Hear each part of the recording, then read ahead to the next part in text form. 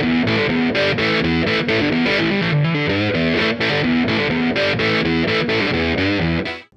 everyone, and welcome back. It's Talks from Crits Happen, and we are here looking at a new video game called Panorama.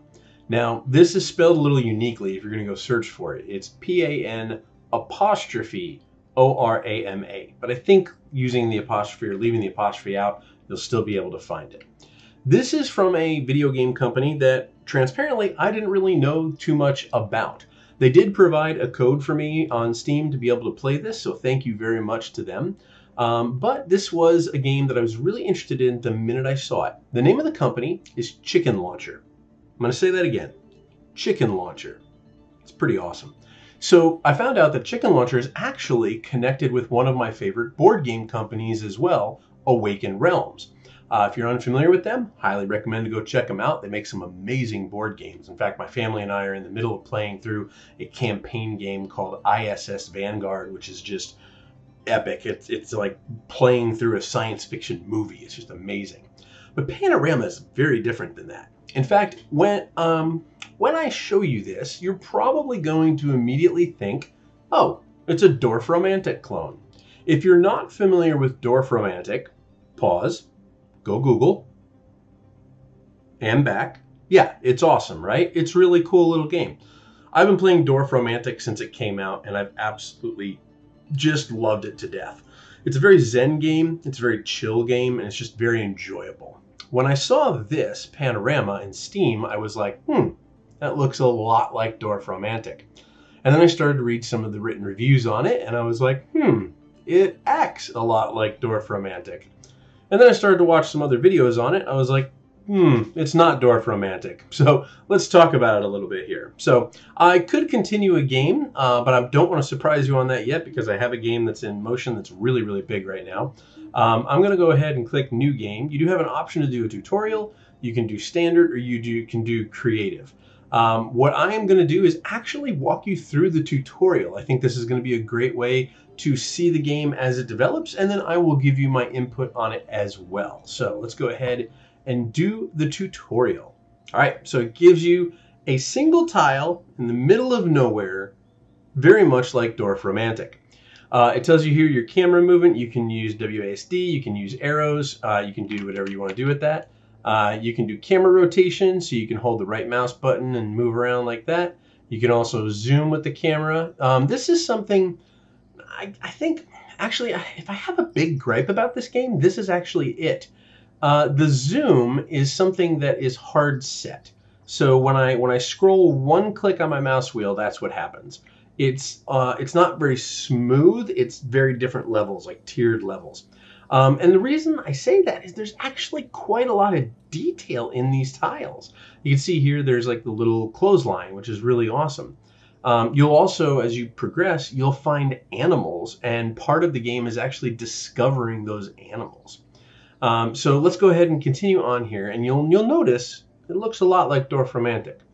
Now, if you've played Dorfromantik, you know that the object is to connect sides of hexagons that match each other and get points. This is a little different. So this tells me place a tile with the left mouse button to get points. Now, there's no edge matching in this game. You'll see the little starburst above it there with the +1. That basically tells you that you are getting 1 point worth of upgrade connecting these two tiles together.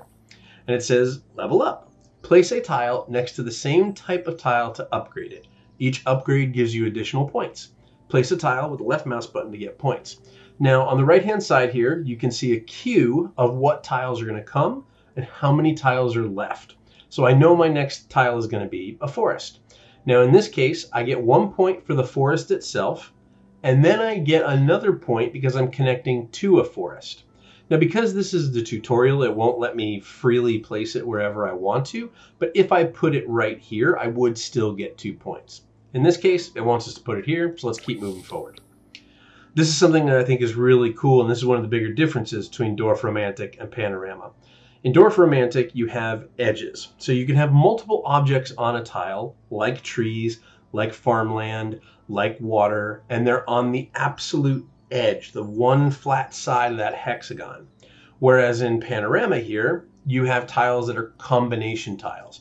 So this next tile is a combination of a residential house and the woods. It doesn't matter about your edges. All that matters is that the tiles that you place next to also have a house or a tree or both, which can give you multiple points. And that's one of the more interesting things here.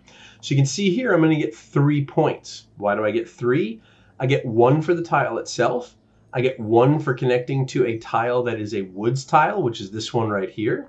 And then 1 for connecting to a house tile, which is right here. So I can do that as well. And you're probably saying, can I rotate the tiles? Yes, you can rotate the tiles. We'll get into that in a second. You'll kind of see how things go, but let's jump into one of the bigger differences. This next tile, this purple tile, this is a quest tile, and this is really cool. These are wild shapes, and I mean wild shapes. This is a relatively vanilla cookie cutter one. There are going to be some that have spaces between them, and they're like giant spaceship crazy looking shapes. Like they're really, really cool. So this says you can also, you also can get a quest. You can rotate the quest using the scroll wheel. You can place it anywhere you want, but for now, let's place it on the highlighted spot. So you could rotate this around however I wanted to. This quest is telling me that the flag, where that water flag is, and it says +2, wherever I put this quest piece, I will ultimately want to have 2 additional water types connected to that center tile where the flag is connected to, not just the edges around the rocks. So let's go ahead and place this, and we will show you what happens. Now, the reason I got 3 points for that, because there's 3 hexagons. If this tile right here had rocks, I would have gotten 4 points, which is really cool. So now the next tile is water. So it wants me to put it here to upgrade it. And you'll notice I get 2 points, 1 for the water tile, 1 for the water tile that's existing next to it. And my quest goes to +1 from +2. So I'm getting closer to completing my quest. And then we learn about flower tiles. Wild flowers are wild tiles, which means that when you place them, whoa, massive points, which is really cool. So the first thing to know is that this counts as any tile. So I'm placing it next to a water tile. That requires me to put 1 more water tile next to it. This is wild, so that triggers it. It also triggers everything around it and every type around it. So for example, this tile here has both a house and a tree. That means that's worth an additional 2 points because this is wild. Wild tiles can really get you a lot of points. Plus, I'll zoom in here, and you can see when I place this, you have all these cute little butterflies flying around, which is really adorable and really cute. So if you don't like butterflies, just unsubscribe because butterflies are cool. So, okay, so we completed our quest. Now this is where things get really more interesting. You've collected points and received a booster pack. Click the booster pack icon to choose a reward. When you get a booster pack, you're going to get 3 cards, and they're all going to have different types of abilities. Some will upgrade existing tiles, some will add new tiles, some will give you larger space in which you can place your tiles. There's actually an airship that extends the space. So you see right now there is a faint outline of 1 hexagon outside, like a border of where I can place tiles. You can expand that by upgrading using these booster packs. You'll see down here in the lower left corner, it keeps track of our points. And if you've ever played a game called Islanders, it's very much like that in the system, that as you get points, you unlock more booster packs, and then you'll be able to put more things out. Let's go ahead and click our booster pack and see what we have. So we have a silo. This says that it doubles points from future farmland areas, and it is a small area range. All of these are actually small area ranges. The small forester's lodge will instantly place 10 forests. And then the windmill will instantly place 10 farmland. This is the tutorial again, so it's asking me to go through the small forester's lodge, so we'll do that. And this is really cool. So this is a blueprint, essentially. And maybe it's my architecture background that I just love so much, and I love blueprints, but the idea of this is actually you can place it anywhere. While this is telling me to place it down here, and we'll get there in a second, in a full game, I could put this thing anywhere I wanted to. I could come out here and put it all the way over here if I wanted to. I could go all the way out here if I wanted to. It's probably not the wisest thing to do. But why would I want to do that? So do you see how there is the blueprint itself that tells me that I need 3 different forests and specifically 1 wild tile there to make this log cabin. There's then around that outside another border.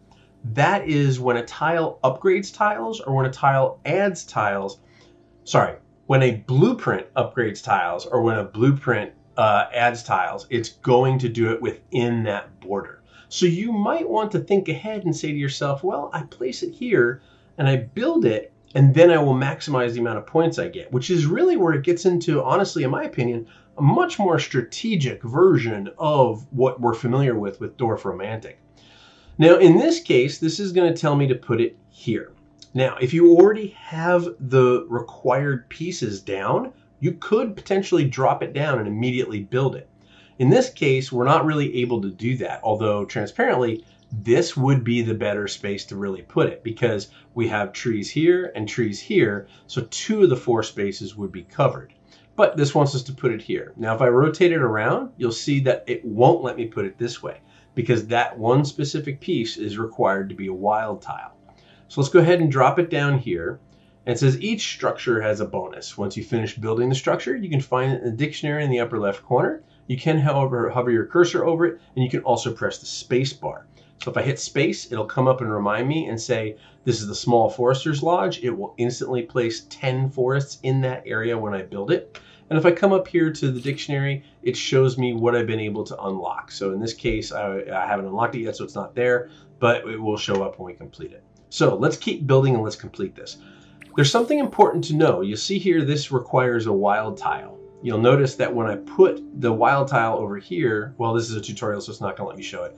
You actually can't use a wild tile for anything inside of a structure's blueprint. It actually has to be forest tiles in this case, and the wild tile can only go on that wild space. Now, we mentioned earlier about multi-tiles. We had the tile that was both house and trees, which is right here. There can be multiple things on here. So this is trees, farmland, and rock, which is really cool. This has trees, so it's going to immediately build the Forester's Lodge, and it will show you the random 10 things that are places that it's going to build these forest tiles. So we'll go ahead and do that. Boom, boom, boom, they come out. That is different every single time. It's once you drop the blueprint, it'll pick 10 within there, and you can kind of see where it's going to go when you finish it. Constructing a structure awards you additional tiles, which we did. We're now up to 65. You can also press the undo button in the lower right corner to undo your last move. This also undoes several moves. So if you decide you want to go all the way back, you can do that, which is really, really cool. If you are moving around and you're lost and you want to find unfinished blueprints, you can just hit tab and it will take you back over to them, which is really cool as well. So let's go ahead and get these guys in here again and we'll build this. You'll notice it's the same 10 spaces because when you place it is when it will randomly pick those spaces. So now we know all we need to do to finish a basic game. It wants us to get 75 points. So let's start moving things around here. So we've got, let's see, this is the rock. So we'll put these next to the rock and get some points for the rock. The forests. So here's an interesting kind of, again, strategic moment. You could place this here and get 4 points. You could start to circle and build a hexagon that opens you up. And again, you're seeing what's coming here. So you could do that for strategic purposes later in the game. In this case, I think I'm going to actually go right here and get 3 and then see, oh, here's one of the wild ones. Okay, this is kind of cool. So this is kind of like a triangle and it has wheat and houses on it and it's going to want 3 houses connected to it. Now, if I had a way to somehow get that thing in there, it could use existing houses to lower the quest number, but it's not going to happen here. So I think maybe we should put this back over here. Yeah. Now, it's important to know, this tile requires 3 houses to be put on it. There's that scroll thing. See what I mean? If it was a smooth scroll, I wouldn't have done that. This requires 3 houses to be connected to this one right here. There's only 3 spaces, so I need to think about that when I'm placing things down. I could get 2 points or 2 points or 1 point for placing these trees, but I don't want to do that and block that up because I'll never complete that quest. So let's go ahead and 5 is good, but we can build up more because we know we got more forests coming, right? So we'll do this, and then we'll put a wild tile right here and get 7. We'll go up to 67. Let's put our forest, well, let's just forest and rock. Let's do that here, because then we can build around to a forest and rock here. Ah, we have another quest. Ah, nice. So we could do this, and that is not going to allow us to complete the second quest. So see, the first quest requires 3 houses to be connected. While this suffices that, it also then leaves the second one as needing 3 houses to be connected with only 2 spaces to it. So this is actually better for us to turn around this way. This will suffice this quest and lower it by 1, and it gives us all this space around here to be able to complete this one. We have water and wheat. We'll go ahead and put that right here, and that will put us over 75. It completes the tutorial and gives us an idea as to kind of what's going on inside this game. Now, it does feel very familiar to Dwarf Romantic. It does feel very similar and look very similar, although I actually prefer these graphics a little bit. I also like the fact that there's no trains, because as an engineer slash architect minded person, it always bothered me to kind of like have these trains like going nowhere. So, but anyway, I've really enjoyed Panorama so far. Now I want to take you in and show you a later game that I'm working on right now and show you how big and how wild this place can get. Let's go ahead and hit continue, and you'll see an 8,000 point game that I'm working on right now. So, welcome to the world of Critsville. There is a lot going on here. Let me tell you, a lot going on. Now, one thing I didn't mention, there's actually a win condition in this game. Up here in the upper left where the dictionary is, you'll notice it says unlock all structures to win the game. Now, in this game, I'm doing fabulous. I got 35 of 52 unlocked, and I feel really confident because I have 60 tiles in my queue, which is really awesome. But my goodness, I'm just going to like zoom in here, and you can see like there's little frogs right here. And you see how I got a point for that? There's actually a thing in the dictionary that you can find animals and click on them for bonus points, which is really, really cool.